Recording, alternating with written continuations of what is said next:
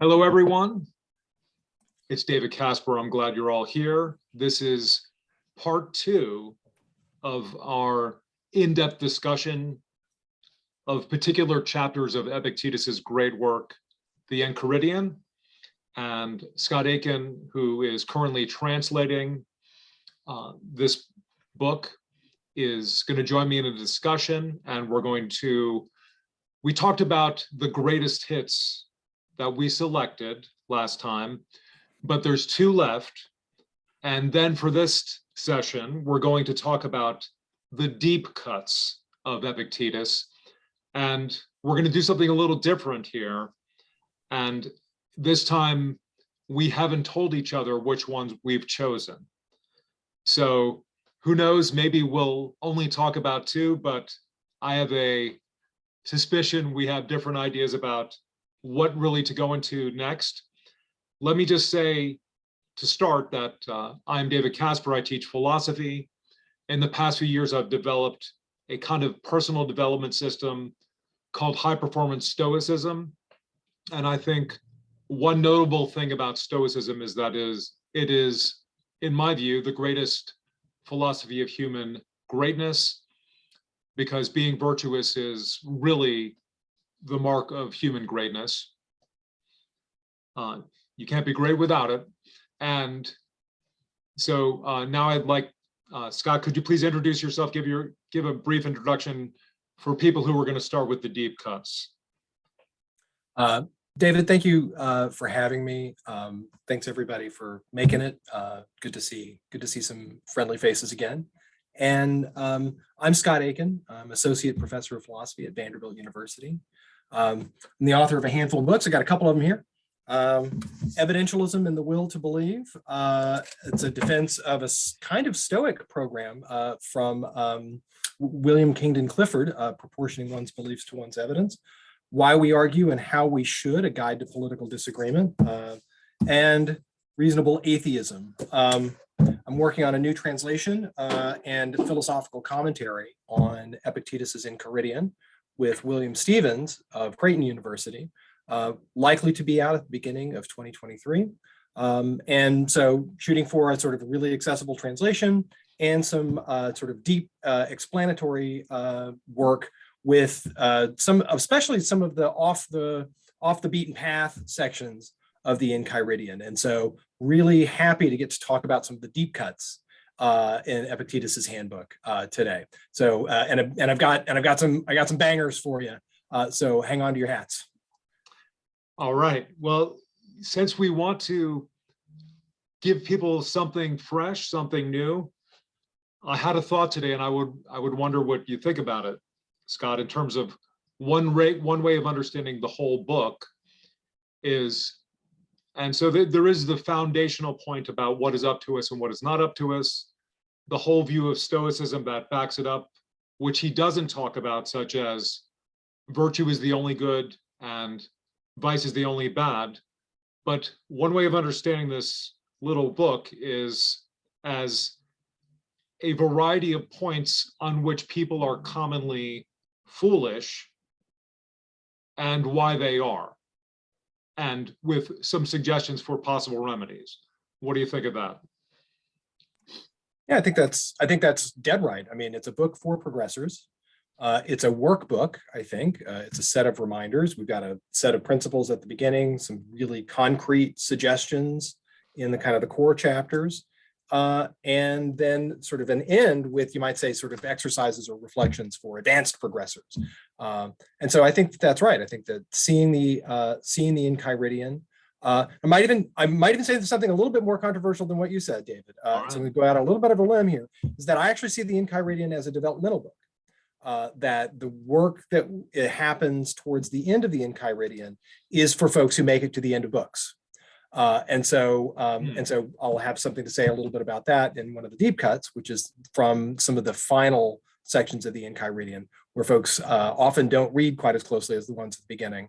And those are for particular kinds of progressors. More on that later.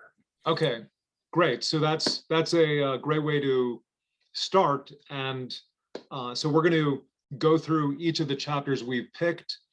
And Then we're going to have some question and answer time later, so stay tuned. But why don't you tell us what you have to say about chapter 30, chapter 30, and we already covered 3. And why don't you start with that? Okay, so this is the last of the greatest hits before we get to the deep cuts. I see 30 as one of the greatest hits, partly because of the fact that we have a lot of, you might say, internal, pay attention to yourself talk that happens in the Enchiridion, and a lot of sort of leave things alone and don't be bothered by stuff external to you talk. But one of the things that I think that Stoicism gives us is that the reason why it's a kind of program that is supposed to make us virtuous is not because of the fact that we are just paying attention to ourselves. The way that we actually are virtuous is that we actually do our duties. We do our jobs. We are reliable. We are reliable people. And in this regard, and Mark had even mentioned this, I think, in one of our last discussions, was like, look, one of the ways that we, in fact, judge ourselves is in terms of how well we do right by people who depend on us. And so one of the things that Epictetus wants us to do is to say that, like, a lot of this stuff about looking inside of yourself and things like that, a worry that comes with Stoicism is that it's a kind of a navel-gazy kind of program. But that, you might say, sort of emptying all of the sort of emptying yourself in this way of all the ways that you can be harmed by externals is actually something that makes it so that you can do your job for others, that you can be someone who's reliable for them. So when Epictetus, I'm going to give you the translation for that Stevens and I've got. I'm just going to read a couple sentences and then read the last sentence. Duties are generally measured by relationships. His example is a father and sort of variances in terms of how good a father or how well somebody else is doing their duty by you. But the crucial thing is that he says this. So this is how you'll discover the duty of the neighbor, the citizen, or the general once you're in the habit of interpreting these relationships. One of the things to see is that whenever we see ourselves, the God has in some ways cast us in a role. And that's another theme from the Enchiridion and a lot from the discourses. The God has cast us in a role, and that role puts us in these relationships with other folks. And the way to be able to determine what your duties are in terms of how others depend on you doing something right. So truth telling is a sort of an easy place to start, but even you might say the duties of being, for example, a good parent. Because there are folks that depend on you in certain ways. Those are the ways that you can then see what that duty is to others. The Stoics then divide these duties that we find ourselves in these relationships with, because there are relationships that you might say are given by nature, just given to us. You might say, as the great German philosopher Heidegger calls it, we're thrown. We find ourselves, you might say, befallen by relationships. So you don't choose your father, you don't choose your mother, you don't choose your state. You're born into the state, and then they put a little stamp on your birth certificate. Those are relationships that in some ways befall us. And then we have duties in terms of the ways that those relationships come about for us, and we're defined by those. But one of the interesting things about especially liberal societies is that we have a lot of relationships that we choose. We choose our lovers, we choose many of our friends, sometimes we choose our professions. And that's a little bit of a different kind of program, isn't it? That we're not, you might say, just defined by the relationships that we're befallen by. We in some ways can choose relationships that we can then take on, and we can even ask ourselves whether or not we want the duties that come along with those relationships. And that's one of the reasons why Epictetus even later says, look at your arms, look at yourself and ask yourself before you take on any task, whether or not you're up to that task. Because taking on certain relationships, taking on the relationship, say, for example, of being a lover, given certain expectations we've got now, is that it's a kind of monogamy, right? Are you going to be up to monogamy? Are you going to be up to calling on their birthday? Are you going to be up to that? Because if you aren't, then maybe you should rethink taking on these relationships. And the same thing goes with many of these other kinds of tasks. How we define ourselves and how we, in some ways, by making ourselves invulnerable to fate, make ourselves actually capable of being able to live up to the duties that our relationships with others place on us. They depend on us, and we have, as a consequence, have got obligations to them. And so the irony is that a lot of a lot of kind of worries about Stoicism is that it's a kind of a do-nothingism. Perhaps you yourself have been worried by it, but certainly heard it from other folks. But 30 is one of the places where things get turned around. We are given a kind of a clear kind of set of paths to walk in this life. And so it's not a kind of do-nothingism. It's in fact a strategy of making yourself invulnerable so that you first, so that then you can do your duties later. And that in fact is where the virtue lies, in being, you might say, rightly motivated and living up to what folks depend on you for. Okay, great. And when you put it that way, now I understand why you chose 30, because this is one of the ones you suggested, but I was wondering about. You furrowed your brow at that one, I remember. I furrowed my brow. I did indeed. But people disagree about stuff, but that's the reason why I chose.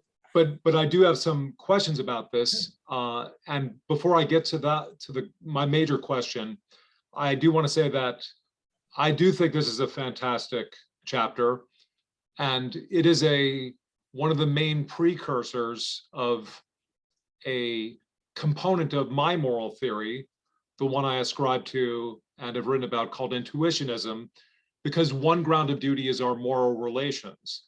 And W.D. Ross claimed one thing that makes Intuitionism distinct from a consequentialist view is that there are several relations you enter into, some voluntarily and some just because you are a child of someone.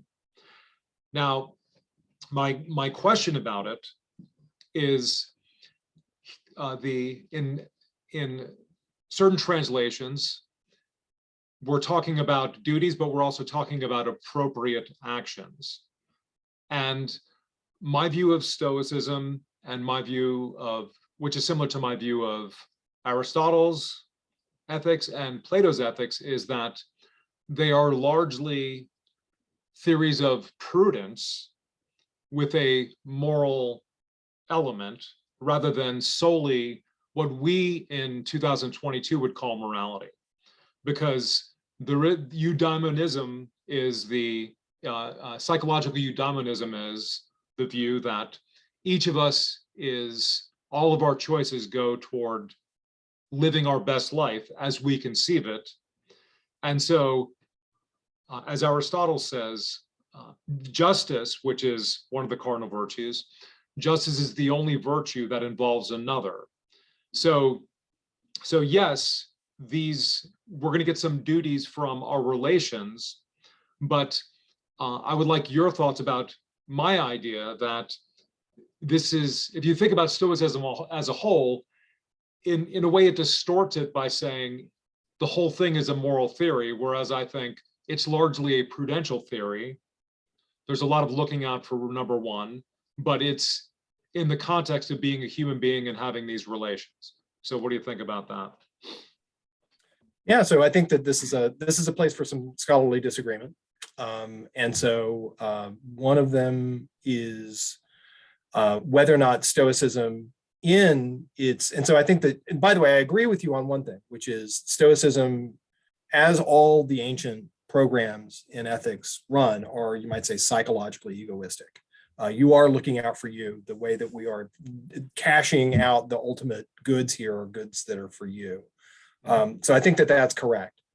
However, and this is in some ways a kind of a Kantian reappropriation. So Immanuel Kant was one of the great German blowhards, who had a program in ethics that is sometimes called deontology, which is that duty is the sort of the primary good. The goodwill is the only real good, the only real moral good. And so seeing things through this kind of deontological lens is one that then is to say, the best way, and Aristotle also is someone who is moved by a thought like this, which is the best way to be virtuous in that good life sense is to not be motivated by looking out for you, but by looking out for others and looking at the duties in the foreground. So Aristotle doesn't say the best way to be virtuous is to look out for your own flourishing. His line is, no, the best way to be virtuous and the best way to flourish is to look at the good action in the thing that you're doing. And in this regard, the Stoics are deontologists in that you should be motivated by the duties that you have to others. And therein is the thing that actually allows you to be virtuous. And so a longstanding problem for any view that is a psychologically egoist view is, and especially certain kinds of maximize your own good kinds of views, is that there are ways to maximize your own goods by not paying attention to maximizing your own goods. Mhm. A very simple example is anyone who's been driving in the car and trying to listening to the radio, and you're always worried that another really good song might be coming on, right? And so you're like, you keep changing stations. You're like, this is a pretty good song, but there might be a better song on, and so you keep changing around. Or maybe you've been in conversations at dinner parties where you know that somebody else might be having a better conversation, so you're always leaving conversations to kind of trade up. That kind of paradox, and the consequence then is that you never enjoy any of the things that you've got, right? That's sometimes called the hedonist's paradox. But any of these maximizing strategies are ones that if you have got that, you might say, distal end always in mind, you end up screwing up all the proximal goods that actually aggregate to that distal end. So I think that there's a kind of consilience between our two views. I think that we can have a kind of coming together here, which is that I agree with you that this is a eudaimonist view. The Stoicism is a view about your flourishing, but the intermediate or the more proximal things that you need to be paying attention to as a Stoic is to then be saying the way that you actually establish your own the good for you is to actually be looking out for the good for others. And so that's how you make yourself virtuous. That's how you become the kind of thing that you need to do. So you pay attention to the more proximate things, which are the duties that you need to be doing, and be motivated by them. That's the only way for you to then be able to sort of do the big thing. Now, the problem is that requires that you keep two minds, right? You have to kind of think those two things at the same time. How can you kind of motivate that? And the answer is, well, exactly the same way where you say to yourself, stop changing the channels. Watch this is good enough. Watch what I'm watching, right? And the exact same way where you're like, look, stop trying to trade up on your conversations. Right. Invest yourself in this conversation. I think that same way that we can kind of turn off that maximizing thing with, you might say, the sort of the hedonic calculus, we can do the same thing. We can do the same thing with our duties. Okay, but I think the consilience is a little stronger than what you just said indicates, because I do think part of the idea of Stoicism is by being a better person to this, the people that I'm already connected to, and this stranger and that stranger is actually going to make my life better.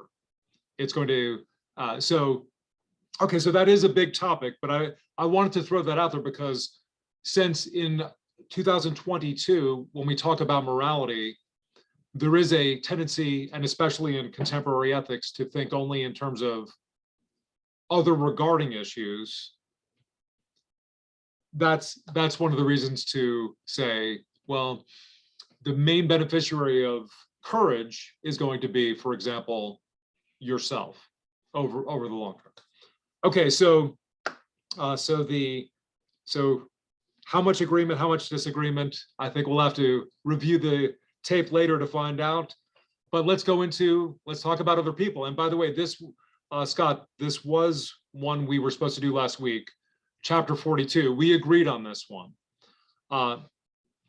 And one thing about Stoicism, in my view, is that I think it gives us the best way of dealing with other people in the following respect: by considering a few things in the Stoic theory and acting on them and living by them, you can make things a lot easier on yourself. And as I was reading through the Enchiridion recently, I was struck at how much of this talks about our thinking about other people, because we have other people on our minds a lot. How did I look? How is this going to go? It's pretty astonishing. So there are certain things that it would be good to think about other people, and 42 covers a very important one, which I put it in this way: that's how it seems to them. And what's the importance of this? And this goes to a little Stoicism basics of basic psychology, which is we have appearances before our mind, which is it would be good to do this, or I have to do this. And if we assent to that appearance before our mind, we do the action. It's done.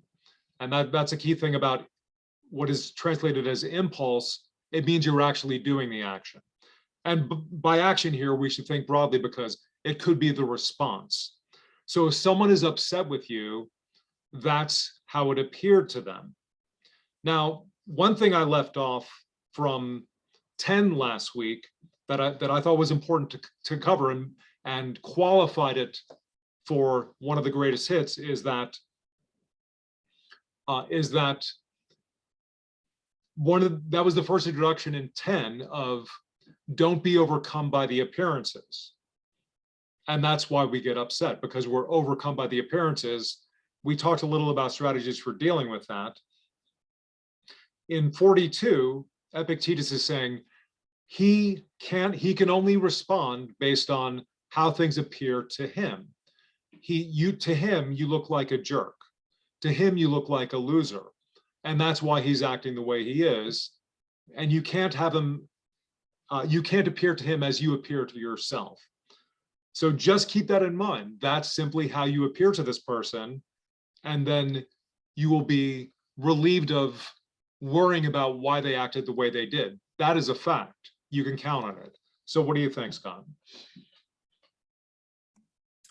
So I think that that strategy of saying, of interpreting other people's statements, how they act towards you, as them doing what's good by their lights.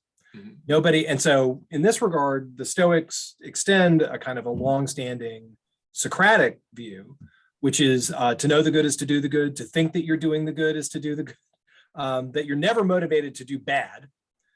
You're only motivated to do good by your best lights. And so if you said, I'm going to do something bad, you generally mean it's like, I'm going to do something that people are going to think are bad, but it's actually good. Right. So reinterpreting what folks are doing by trying to figure out what good they think they are accomplishing by it is a kind of strategy that on the one hand makes it so that you are less hateful towards them, right? You also can maybe see yourself a little bit better if you see the good that they think they're trying to do by maybe being rude to you or something like that. Try to see that.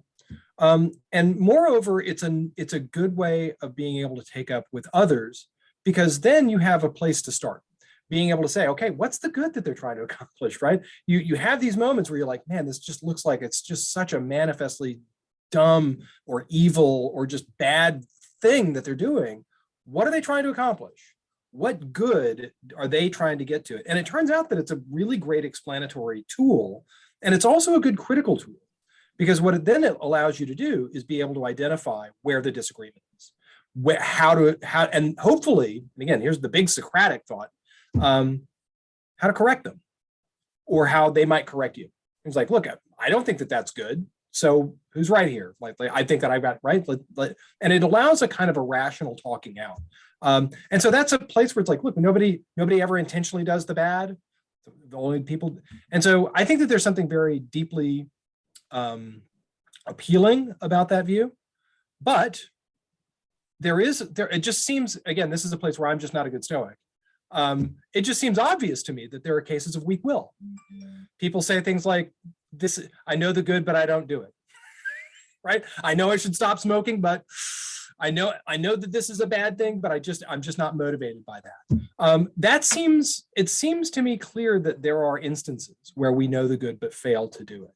And so that kind of heavy duty, you might call it the sort of the intellectualist story as to how our motivations work, seems like a great sort of interpretive strategy. I'm just not so sure it's a great explanatory strategy. I think that we get moved by things that are just not rational things. That makes me a bad Stoic. I recognize that. But we at the very least recognize where the disagreement is and what makes this a more controversial view, and where, I'd say other philosophers might disagree. Aristotle, for one, Aristotle very famously just said, yeah, I'm not moved by that Socratic thought. It's clear that there are cases of practical irrationality. People say this is the good thing, and I just go, don't care. Well, just to a quick follow-up, I think it's good to add, at least for the interpretive strategy, and we agree on that point, it's good to add that they think it's good. So it's not just a kind of appearance before their mind, it's an appearance before their mind with some force. So, all right, so you are up, and here's our first surprise. Well, let's pause and I saw both Mark and Judy responding with the face responses. Sure. So let's why don't you two say your piece about these pieces that we saw, what resonated, what was working. I twice saw Judy respond as though something very surprising or objectionable happened. So we'd like to hear especially that. Mark, you go ahead. Well, it may have appeared to you that way, but really I was leaning in to read the title of the blue book behind you, thinking that it might have been "Be Here Now." But I did jot something down about appearances and the way things seem to appear to someone else when I don't see it that way. So it makes me wonder, what am I missing? And why don't I see it the way they see it? Like I recently, a person in a poem allegedly shot and killed someone, and their mug shot was posted online, and people said, "Oh, look at him, he's so proud of himself. Look at that smirk on his face." And I hesitate to really interpret what's in someone's mind from a photograph, a snapshot. Maybe that's just his resting face. And what do you gain by interpreting what is in his mind by what's on his face? So really, I guess that's what I was wondering about. What does what things appear like to others say about me if I don't see it the way they do? I don't know. We're not here for necessarily for a psychology session, but that's the question that I jotted down anyway. Well, Mark, I will say I find mugshots so strange, because we're not trained. We don't train up for mugshots. We train up for having our photographs taken, and you always smile whenever someone takes a photograph, right? And so I think the mugs, like the weirdness of a mugshot, you can't judge somebody on the basis of the mugshot, because like nobody's ready for that, right? I was like, they're putting a camera. It's like, oh, should I smile? Yeah. My parents were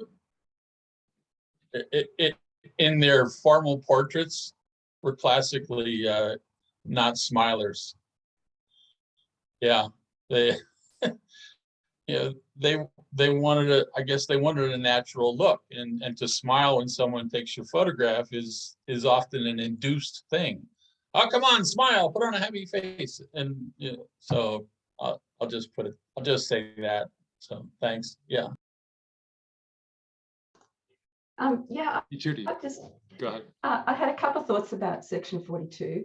I think, and the first one, and I don't know whether this is kind of standard, but it seems to me that this section harks back to the section in the discourses where remember the dad abandoned his young daughter when she was ill, and Epictetus goes through why, and he defended himself by saying, well, it's natural, and other fathers would have done the same thing. And Epictetus points out, well, actually, no, that's not right.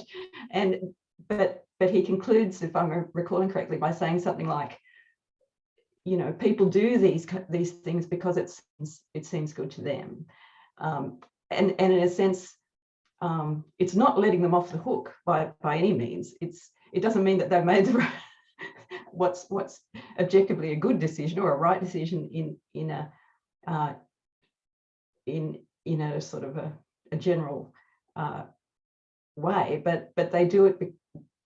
They have to take the responsibility for the decisions that they've made. So that I guess that this brief reference in 42 harks back to that a bit. But the other point I would make is this is probably the kind of, or one of the ways in which Stoicism might seem a bit too generous about people's motivations and about their behaviour. And I guess you know, if we can understand it, if we can understand everybody's actions by saying that, oh, well, it must have seemed good to them, then we're maybe not being sufficiently judgmental about bad behaviour. And of course, I guess that was this Christian criticism of pagan ethics to some extent. But you know, are we supposed to extend our understanding to really bad and tyrannical actions? And obviously not, but a passage like this might seem to go that way. Well, I think that it is a tricky thing, and I think Scott captured the response well, that when they say it's bad, I'm going to do something bad, such as you know, go into a bank and hold it up and knock people out on the head with the butt of my gun, and that's great. When they say it's bad, they mean that's what the fools in society think. I'm in some ways important enough or cool enough or radical enough to do that.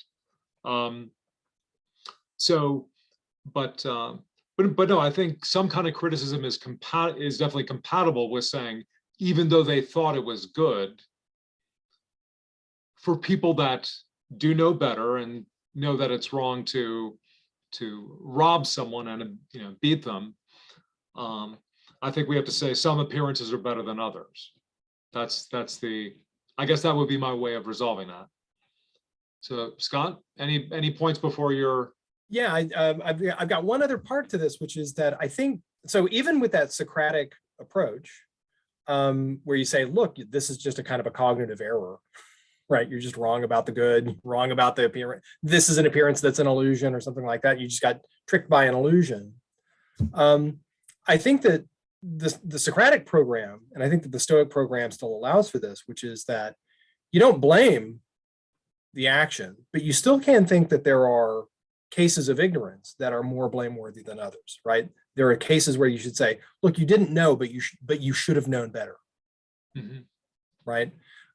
You didn't really see this, but you should have seen it, right? And so I think that there's still room for us to say like, look, this is a really egregious case, right? Like all errors are errors or cognitive errors. So like are there more egregious ones? And the answer is yeah. Ones that you should have known better, ones that had you just thought for a second, right? That what the impact would be, or what the error is, or just how obvious the moral right path here is followable.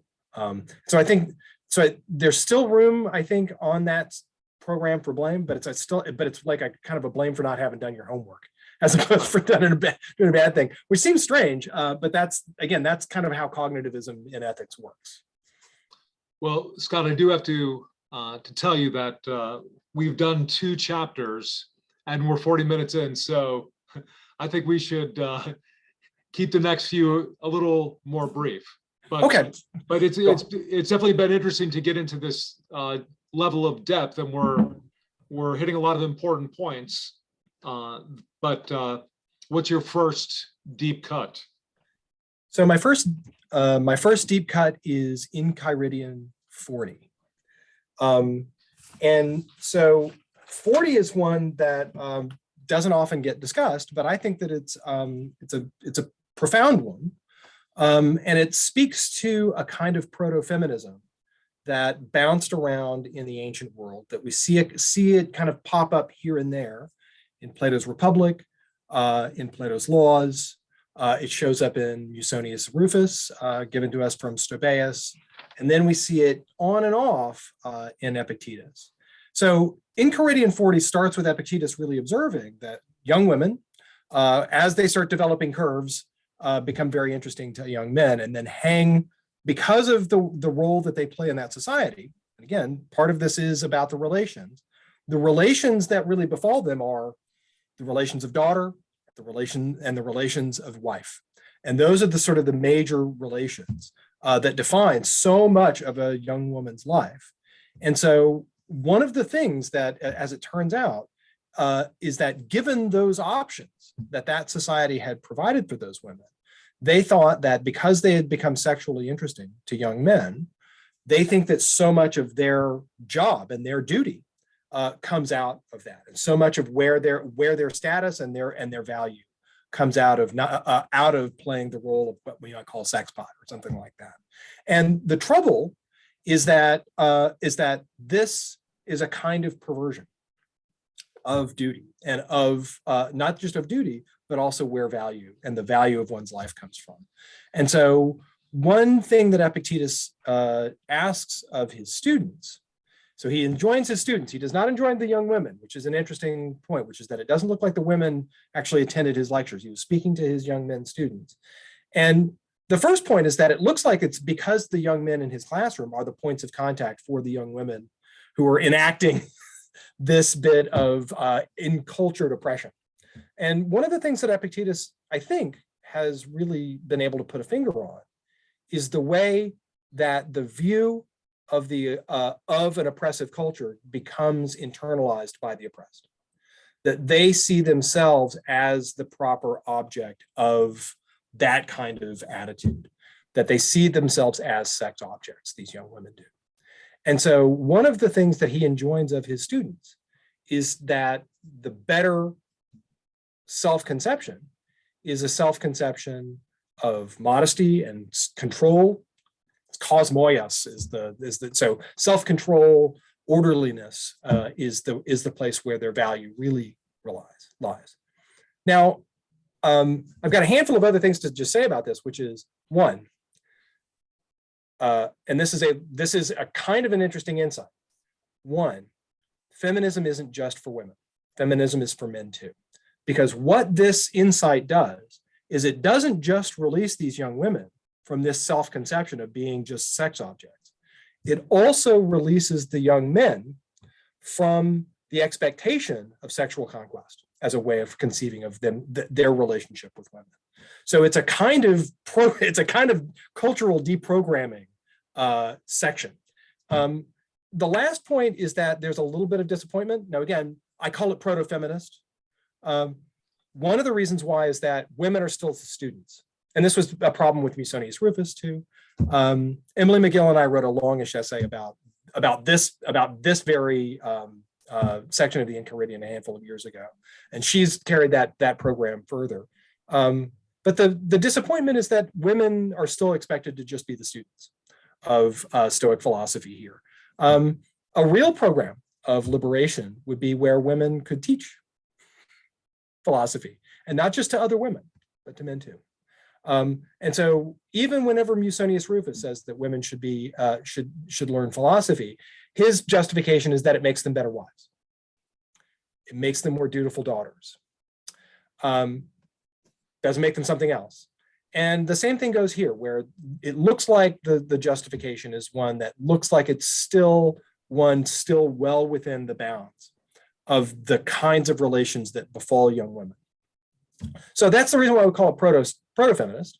It's very much think on the lines of a kind of a consciousness raising, a kind of seeing a kind of an injustice, a way that enculturation makes it so that the oppressor's view becomes of the oppressed becomes the oppressed's view of the oppressed. I think that that's all in there. But the thought of what real liberation looks like is not thought through. And so that's one of the difficulties with this, but it's also one of the hopes with an extension of the Stoic program, looking at making sure to respect the dignity of all people, and in this regard, not just the dignity of all people, but also the freedom for folks to be able to make decisions about what kinds of relations they want to have going forward. All right. Well, you did come up with one that was surprising. Okay. So, and you're saying that it's a passage that is proto-feminism. I think it could also be interpreted as a passage that is proto-conservatism, because it's saying, be modest, don't put yourself out there with makeup, understand what you're doing a little more. But here's a question for you, because there's in a way, there was a similar section, a section that could be considered similar, 33, where he gets into all the details of do this, don't do that, that are very, this is where Stoicism starts to seem really severe. And I can confess here on a live Zoom call that I don't obey all of these dictates. I like to laugh. I like to have a good time with my friends, enjoy a couple beers. And so here's a question for you. Here's my follow-up question for you, because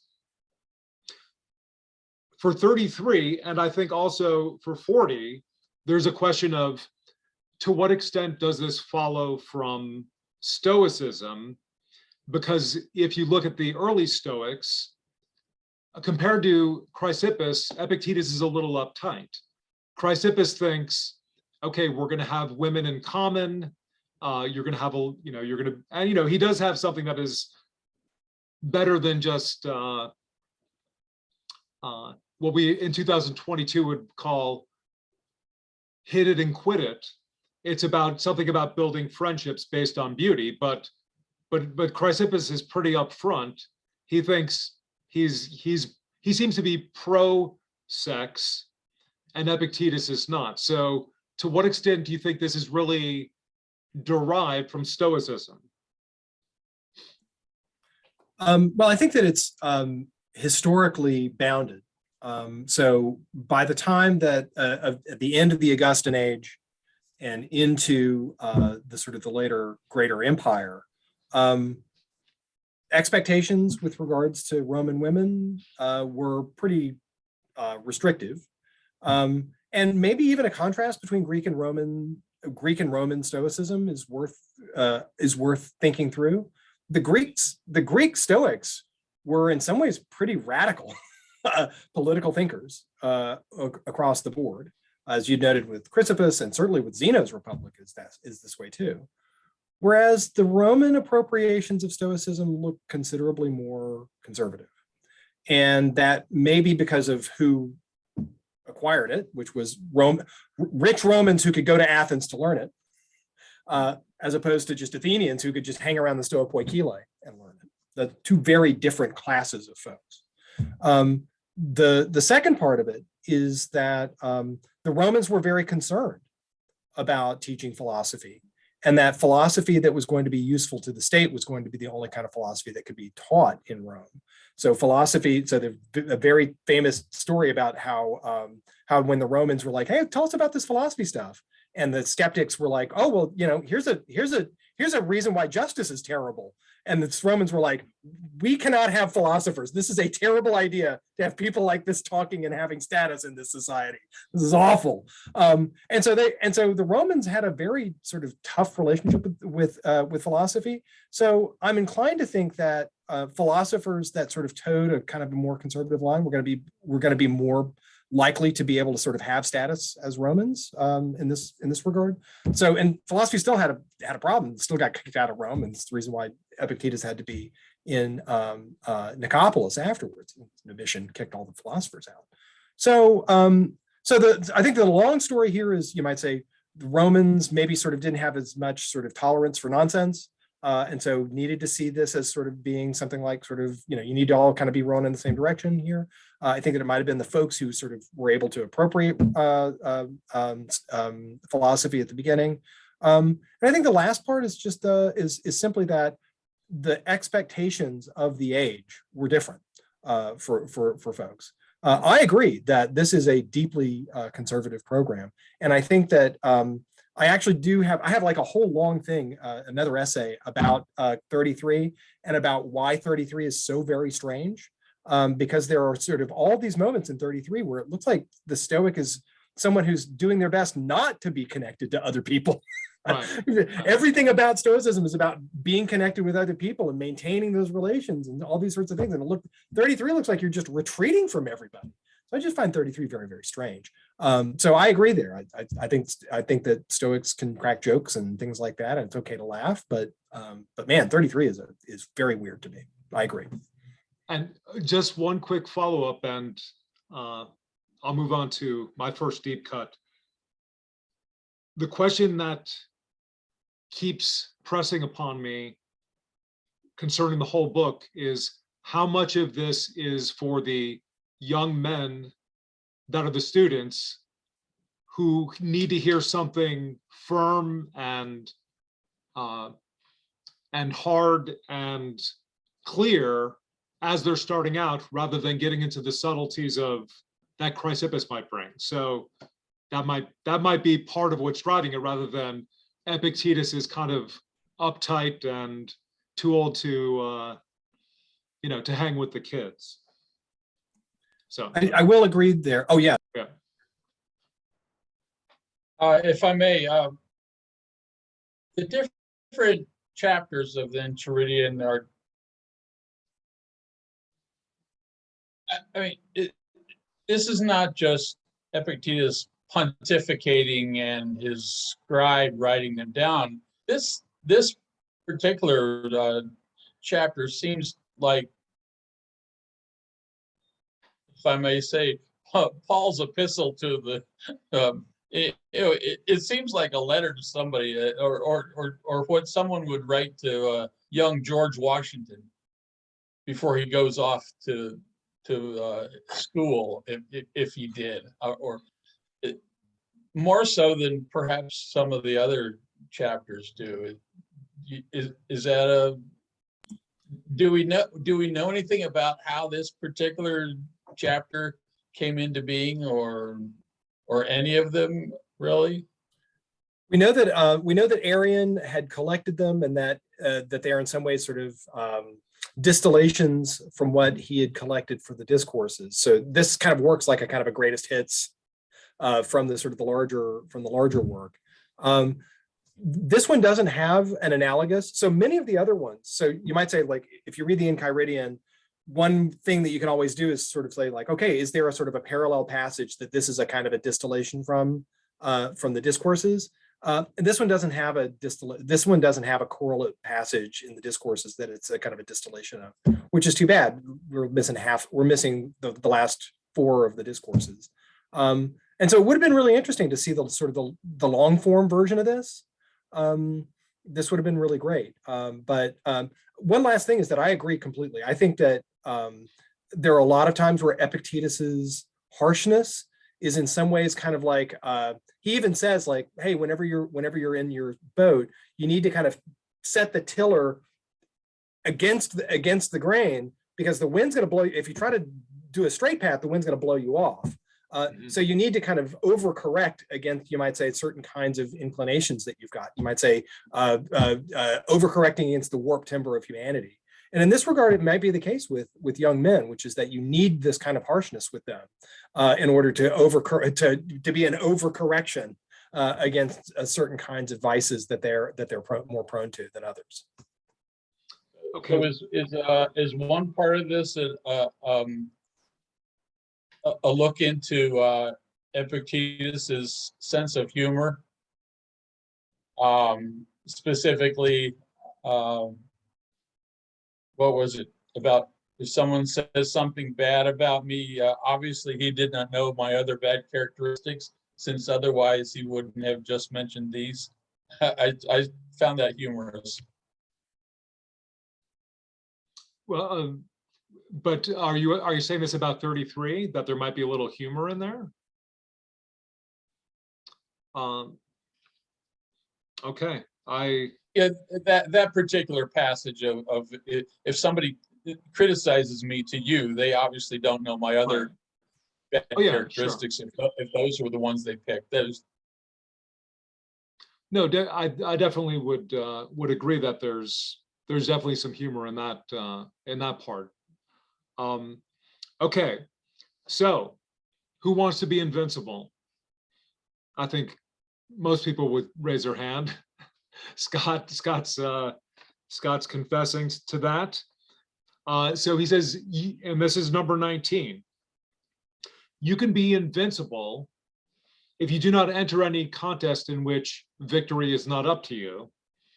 And let's us set aside immediately a surface reading of this that just says, okay, if you're entering a blueberry pie baking contest, and you know that this person, Jane, makes the best pies in town, you just should not enter. He's not talking about that in my view. He's talking about, and this is how I would like to put it, in any situation you're in, have an objective that is internal to your mind that you can achieve no matter what happens, under all circumstances, under any possible outcome, and then you can be victorious. So this can be applied to even the most challenging situation you could be in, such as going up against a UFC fighter when you have no training. So how could victory be up to me? For the whole time that I'm in the ring, I can continue to try, no matter how I feel, no matter what happens to me, no matter if something is dislocated. And so I think with more ordinary situations, such as going to your boss to ask for a raise, what Epictetus is telling us is you could be victorious if you stick with your plan just to ask for the raise. Come up with a game plan, come up with an objective, and you could be victorious even if you are turned down, even if you're thrown out of the office, if you stick with what is within your power. Now, one thing that's interesting about this number 19, and this is true for many of them, is that what he moves to next is pretty fascinating. And I found the very next sentence, he talks about something I've mentioned, which is don't be overcome by the appearances, which he uses at my count 7 times in the Enchiridion. And here he says, don't be carried away by the appearance that someone else is happy. So he's talking about a way in which you can be victorious by sticking to what is internal to you, what is in your power. And then he says, don't be carried away by the appearance that someone else is happy. And he gets into, at another point in the Enchiridion, you think someone's life is going well, you think they're doing well, but you don't know what they had to do to get there. But the next thing that he says connects to the overall value theory of Stoicism, and he puts it in a conditional form. He says, if things that are really good are inside you, then envy and jealousy have no place. And if you think about what he's doing there, it seems like he's setting you up for a clear modus ponens, because the Stoic view is what is good, what is really good is what's up to you. Therefore, there is no place for envy. So I think both this way of thinking about things is very powerful. We've spoken a lot about the tools that Epictetus is giving us. I think this one is somewhat under-discussed about how to be invincible by having an objective within your mind that is independent of any outcome. And I also think it's interesting that he connects this with, don't worry about what you see anybody else doing, because you think you're not victorious. You think you're a loser, a common expression we use today, because how they appear to you. So What do you think, Scott? So I think that's exactly right. I think that this is an extension of the kind of reasoning that we saw from Enchiridion 2, which is about, you might say, making sure that the things that you value are the things that are up to you. I think that this is an extension also of some of the insights of the exercises of anticipation, like, for example, with the baths, which is the objective of going to the baths is to go to the baths and maintain my placidity and maintain my self-control. All those other things are things that are external to that. There's one other element to this that I myself find, on the one hand, inspiring, and on the other hand, weird. And it's again because he's writing for progressors, which is that as a progressor, you're going to have moments where you're going to look at people and be like, they're doing better than me. They're just doing better, right? You'll look at somebody else and you're like, man, I'm just like, here I am, I'm a Stoic. And that means that people are going to think that I'm bad with money, and maybe I will be bad with money. My slaves are going to steal from me, or whatever. All right, my servants, and I'm not going to be, and I'm not getting all this. And there's this guy, my neighbor is just doing great over there, and because he cheats and like he's having a grand old time, and it doesn't look like it bothers him. You know what I mean? Where it's like those moments where you kind of feel like you're going to break, you know. And you're kind of tempted by that life, and you see that other life. I think that Epictetus is speaking also to that. I think that he's trying to reason with us, and so it's a reminder of that. But it's also one of these, like, look, this is a normal thing for a Stoic, to have a moment where you're practicing Stoicism, and then you see non-Stoics, and they seem to be having the time of their lives, and they're not miserable, and they don't seem insane, and it seems like they're happy. That happens. But remember, right? And I think that it's kind of like that. I kind of see that. So I'm with you. I think that this is an extension of, and a sort of, but I think there's one extra part to it that I think that I wanted to sort of add on, which is it's speaking to the fact that you'll, as a progressor, are going to regularly see stuff and just be like, damn it, I want to be a general.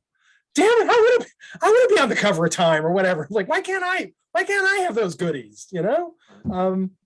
Why? Because they're still impressions. Those impressions, that they're impressions, and that they still look like generals, and that people are applauding and things like that. Those are things that's not up to us. It's how we judge them. And so dealing with those impressions is going to be something that we just are going to have because we're just going to be around people. Well, that is a great addition to that. That's a great thing to add in terms of the pedagogical situation, and that's something that everybody who's a Stoic should be reminded of. And before we go to your next deep cut, I just want to mention one other part of it that I think is important and is often overlooked today. And I think there's a fact about contemporary language which makes it that way, and that is he talks about the one way to deal with is to despise externals. And a lot of people talk about what is not in our power. A common saying when people talk about Stoicism, especially people coming into it as a new thing, we'll talk about accepting what is out of our power. But Epictetus is clear, and other Stoics as well, that part of what you're doing is you're actually devaluing, even despising, not hating, but looking down on externals. And for us, that sounds like there's some kind of something socially a little awkward about saying I'm despising someone's accomplishment, or that might even be taken for envy.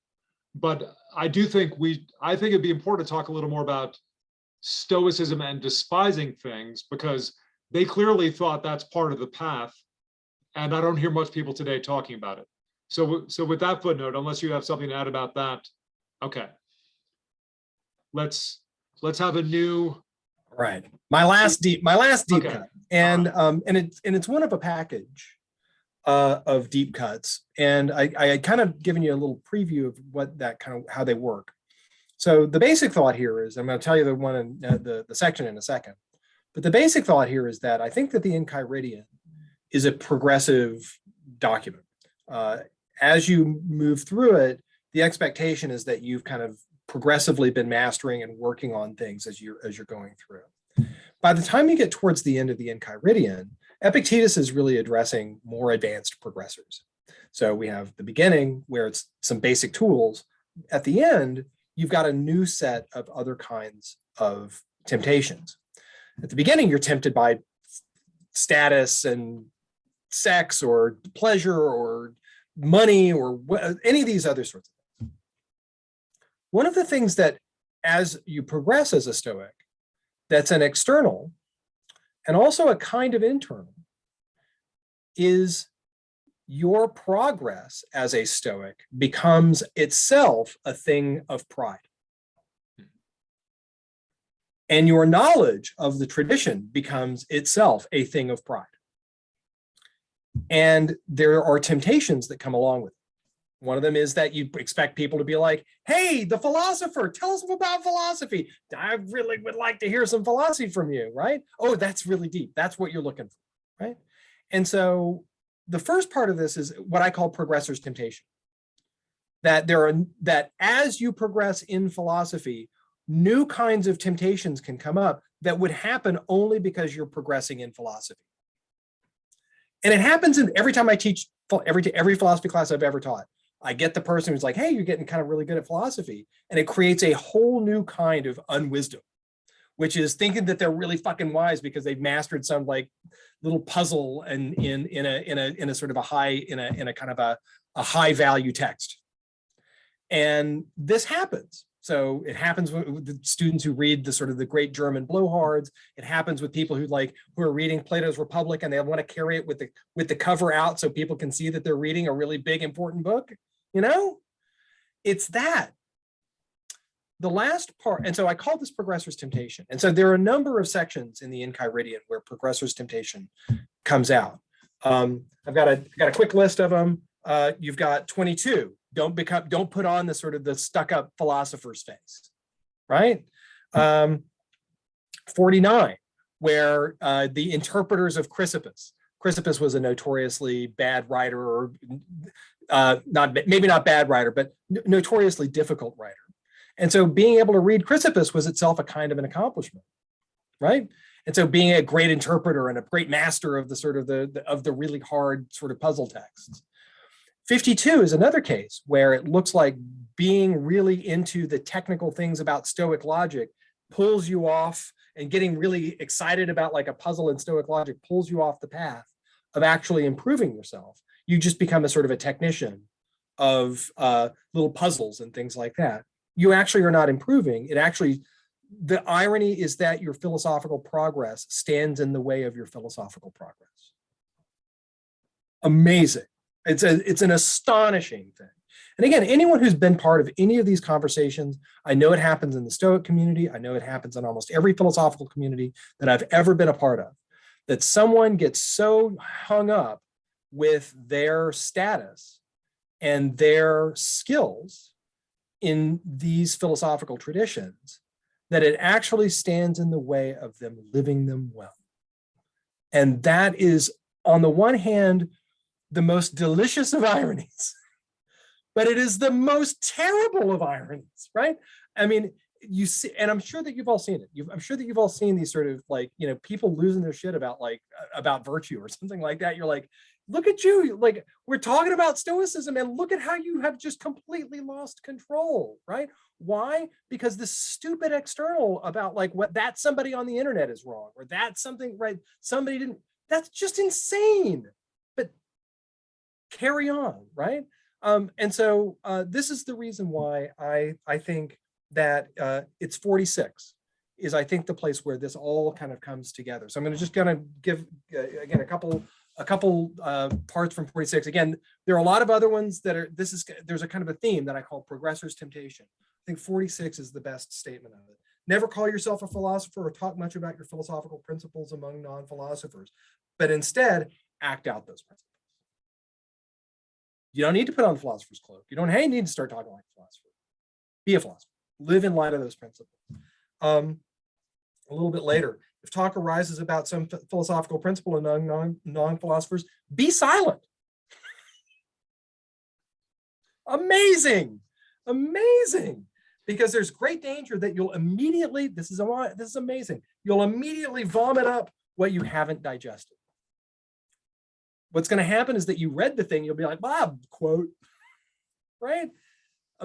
So astonishing, such an astonishing little bit of insight that philosophical progress, as it turns out, because it's valuable, this is the great irony of it all, because it's valuable, becomes an impediment to further philosophical progress. I just find like it's one of these there are a number of these sort of cases where philosophy is a kind of metacognition, and a lot of our ways of thinking about metacognition is that it's always good. We always talk like all these educational books, metacognition, and I think for the most part that's a good thing.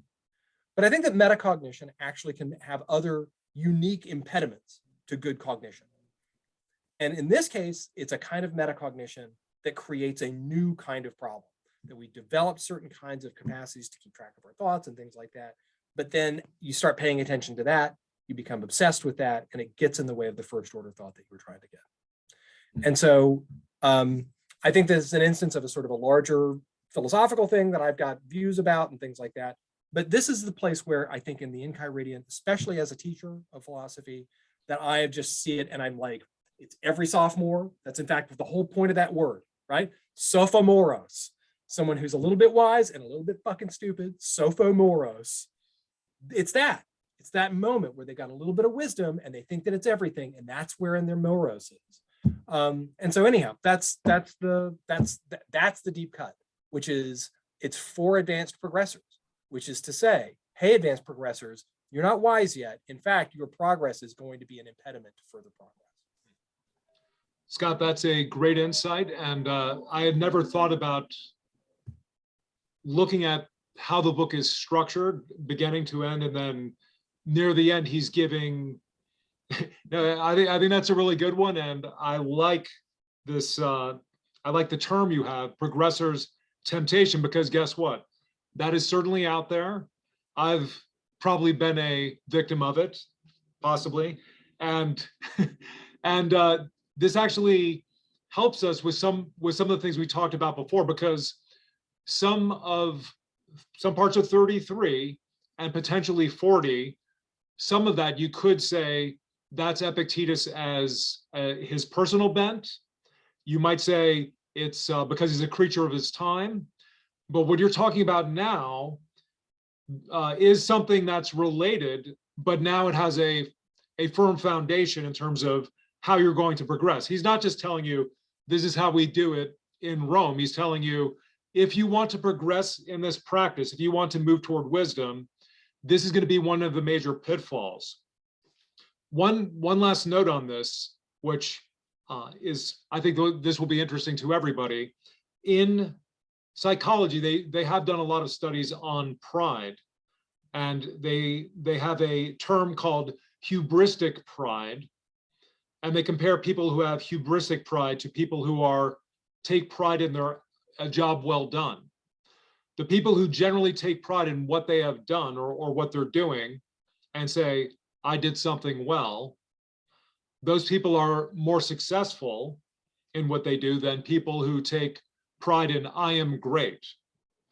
And Epictetus he does allow a little pride, a little self-pride in the Enchiridion. When you use your appearances according to nature, be proud of that. You did a great job. But so then there's a difference between that and then what the Stoics call puffing oneself up. And that's something that all the Stoics mentioned at some point.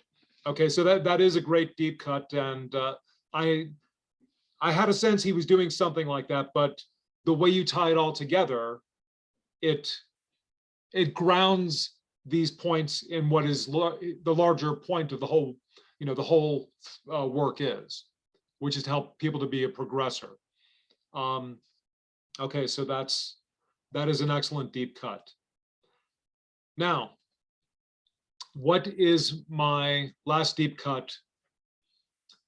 It is, I don't know, maybe you might not think it's a deep cut, but I love it. It's moving from something we talked about in the last session of asking the question, what is its nature? It's applied to things, the jug, the family members. It's also applied to situations. I'm going to the bar. I'm going to the bathhouse. What is that going to be like? He applies it in chapter 29 to undertakings, projects. Look at what the nature of the thing is, and that will prevent you from being foolish about it. So in an area that I'm operating in more and more, personal development, there's a lot of interesting offers, such as a 30-day challenge, a 90-day challenge. You will fundamentally transform your life. My question to those kinds of challenges, and guess what? If somebody's in the right frame of mind, the right experience, the right work that they've done before these challenges, it could very well transform their lives. I don't doubt that at all. But for most people, what is the nature of it? I'm going to say it's probably not going to fundamentally transform your life with this 30-day challenge or 90-day challenge. Humans are not like that. We don't, here's why virtue is so valuable. One reason, because our character has settled in a certain position so well by the time we're in our 20s, 30s, and so on, that it's going to take a lot of great work to refashion your character. That's one thing the Stoics, Aristotle, all the greats agreed on. But in 2022, there's a lot of people saying, I've got a beautiful shortcut for you. So if you think about the nature of it, including the nature of becoming a Stoic, one thing to consider is, what are the possible downsides? What kinds of things am I not anticipating because I'm focused on the prize? Sure, keep your eye on the prize. If you are going to be a doctor because you want to be a renowned surgeon, okay, well, that's a glorious thing. That's a glorious achievement. You might discover a new procedure. You could possibly cure brain cancer, come up with a cure for brain cancer. But here's what you have to consider. When you get to graduate school, you're at a great medical school, you're competing against all the people who got A's too. They're going to be studying 14, 15 hours. And so you're not going to be the only one who's doing that. At some point, you're going to be digging into corpses to learn about the human anatomy. And then when you do your first surgery several years later, there's going to be someone in a three-piece suit looking into your surgery room, hoping you make a mistake. Who is that? It's a shark-toothed lawyer that wants to sue you and become rich off of you. So look at the downside to everything before you proceed, because otherwise you're going to jump from one thing to the next like a child. And one issue he raises, I think this is a important, it has been considered a Stoic innovation of the middle period from none other than Epictetus. You can correct me, Scott, who said you have to take into account different personae, not just your human nature, which the old Stoics concentrated on, but what your individual nature is, what your bent is, what your character is like today, what you can really deal with. And then when you consider that, see if you can really be a UFC fighter. See if you can really be a hedge fund trader and deal with all the pressure.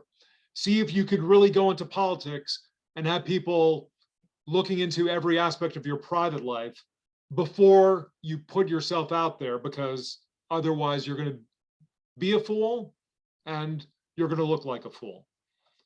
So what do you think, Scott? Yeah, I think that, and the way that, let's just take it with Stoicism. Stoicism being sold as a life hack, like one simple trick to, I think that that's a misselling of the program. And thinking of things as hacks is part of the problem, that it's a kind of a shortcut to changing your life. Changing your life is hard, because it requires changing who you are. And that there are painful retoolings. And part of the other thing about Stoicism is that it's not just a hack. It's not just, I mean, the Stoicism itself, and then any of the other enterprises that one takes on as a Stoic, require that you don't just endure the bad things, you endure good things, right? That's the hard part, you know? I mean, selling Stoicism as a sort of a way to weather bad times, that's the wrong sell. It's how to not be transformed by good times. That's weird, but that's the big thought. I have to say, like, I've been kind of keeping an eye on Judy and Mark too. So I know that you two have got stuff to say in response to this. So really keen to see what you got. Yeah, most definitely. Let's whatever questions you have, we're excited to answer them.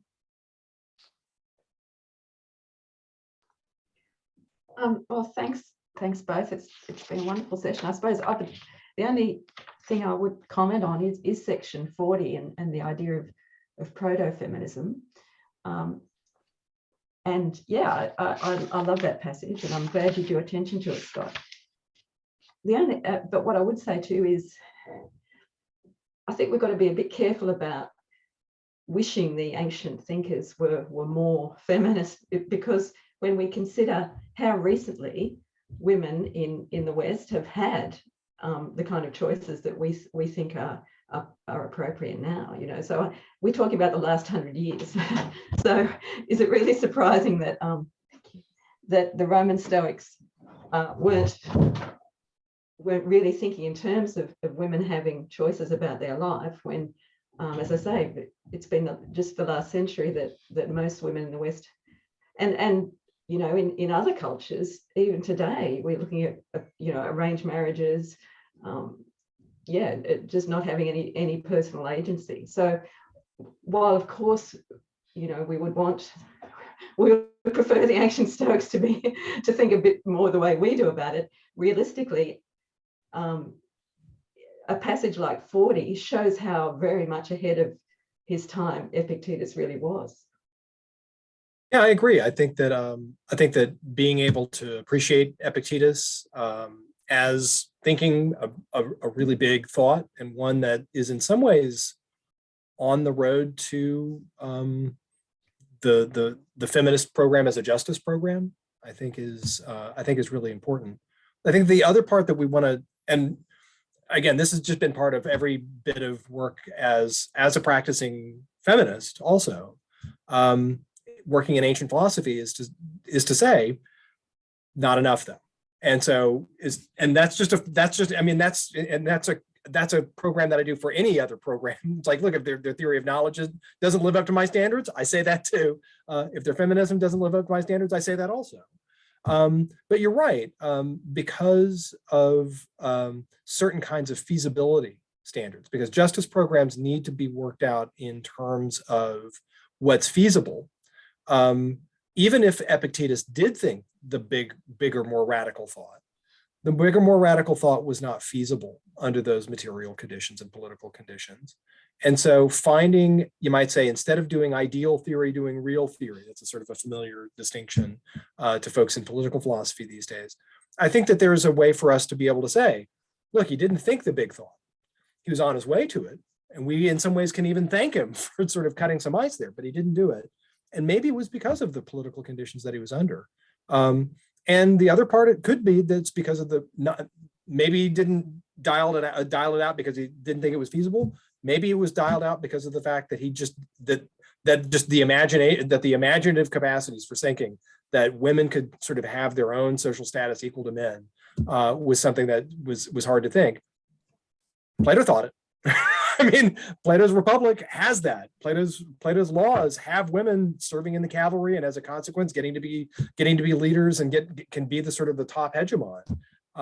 So it's not that that thought hadn't been around in the ancient world.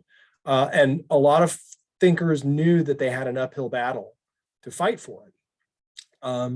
But the question was whether or not it was feasible, because I mean, look, I mean, we can honor Epictetus and Socrates and Plato and Musonius Rufus for thinking those things. We can also say that they didn't think them all the way through. But at the very least, we can say they didn't think them all the way through, but they're doing better than Aristotle. It's like women can't even be friends. Like, what is that? Right. So I'm in agreement with you that we shouldn't get carried away with the critical program. But I do think that it's important that we state it, and we state it clearly, because I think that just like with any other programs, like if they've got a metaphysics that I don't think is right, I'll say that. If they got an epistemology that I don't think is right, I'm saying that. If they got a program in feminism that I don't think is right, I'm going to say that. And so making sure that that critical part is, that's just the way that we've got to take up with philosophical traditions. That we see them through the light of what's worth keeping. And some parts of it are worth keeping and some part of it's not quite. But again, the part that I really want to honor in Epictetus is the way that the oppressed internalize the view of the oppressor on them. That's an amazing insight. I mean, it's one of these things where it's like, very rarely outside of like the 19th century have we got moments in the history of philosophy where folks have had that sort of jaw-droppingly powerful insight as to how oppression gets internalized. And so I think that that's one of the things about 40 that I saw that and I was just blown away, because it's that kind of thought has not been thought very deeply at all in the history of philosophy, really up until the last 150 years.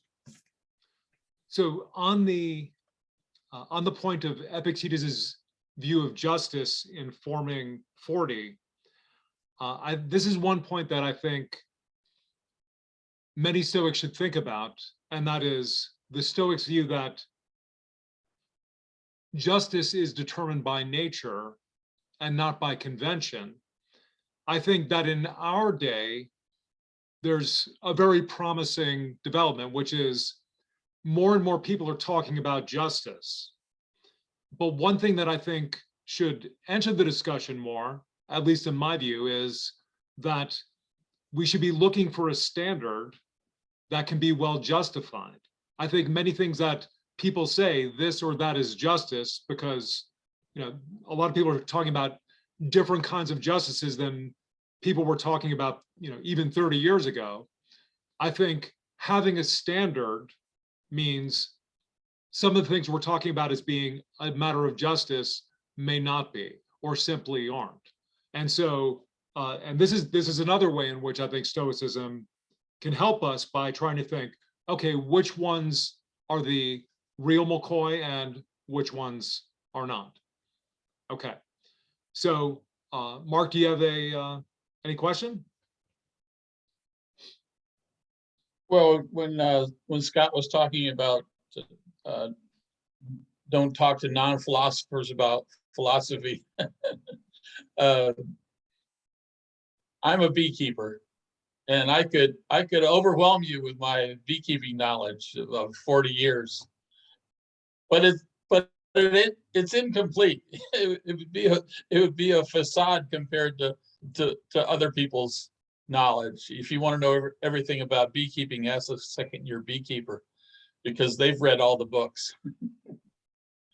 But yesterday, during our current events group, I posted the article that I sent you, David, that you said didn't get through to you, which came from the BBC, and it was about how to deal with modern times by looking at what Epictetus wrote or what was written in Enchiridion, and I brought that up to the group, and and then John Casserly, who I invited to be with us today and must have had other things he had to do, he said, "Yeah, Mark, tell him about Stoicism." and I immediately got beyond my depth and recognized it and backed out of it, and said, well, read the article. I think it'll give you some insight into Stoicism, and a modicum of insight into Stoicism, and it's different from being Stoic, because somebody brought that up too.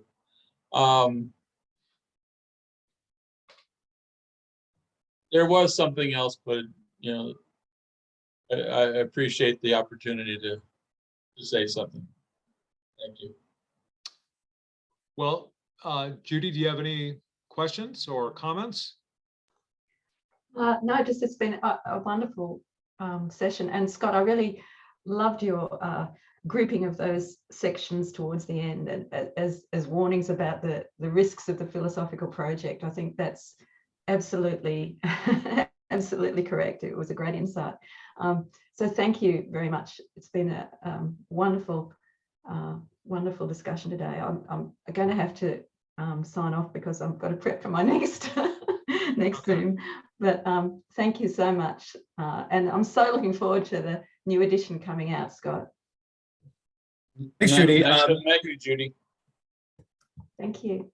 And thank you both so much for coming. And I will give you the replay so you can see what the world's going to see soon. We actually have about 75 views of the first one. So Right. that's pretty exciting. I'm excited. So Scott, do you have anything to say before we sign off?